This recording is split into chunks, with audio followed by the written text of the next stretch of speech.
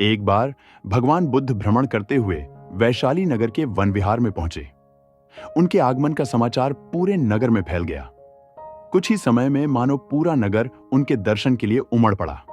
बड़े व्यापारी, शिक्षाविद, समाज सेवी, अधिकारी और राज परिवार से जुड़े कई वरिष्ठ भी वहां पहुंचे। सभी की भावना थी कि तथागत बुद्ध अपने शिष्यों सहित उनके निवास पर पहुंचें एवं भोज का आमंत्रण स्वीकारें। बुद्ध सभी के निवेदन को सुन रहे थे और स्वभावगत मुस्कान के साथ आमंत्रण का आभार व्यक्त कर रहे थे। तभी वैशाली की यात गणिका आम्रपाली भी वहां पहुंची।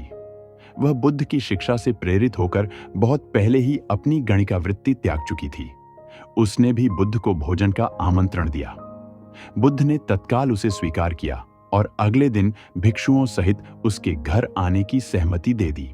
बुद्ध के एक शिष्य को यह बात अच्छी नहीं लगी कि इतने सारे वरिष्ठों के निवेदन के बावजूद बुद्ध ने आम्रपाली का आमंत्रण स्वीकारा। शिष्य की दृष्टि में आम्रपाली गणिका होने से घृणित कर्म से जुड़ी रही थी।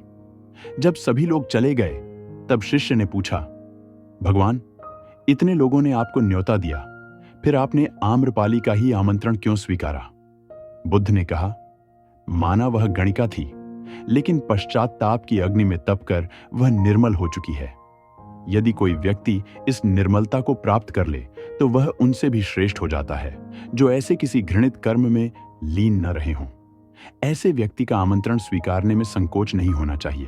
भगवान बुद्ध ने अपने शिष्यों से समझाते हुए कहा, कोई व्यक्ति जब तक बुरे कामों में संलग्न रहता है तब तक उससे दूरी रहे तो ठीक है, लेकिन जो बुरे कामों को छोड़ दे उसे स्वीकार करने में संकोच नहीं करना चाहिए।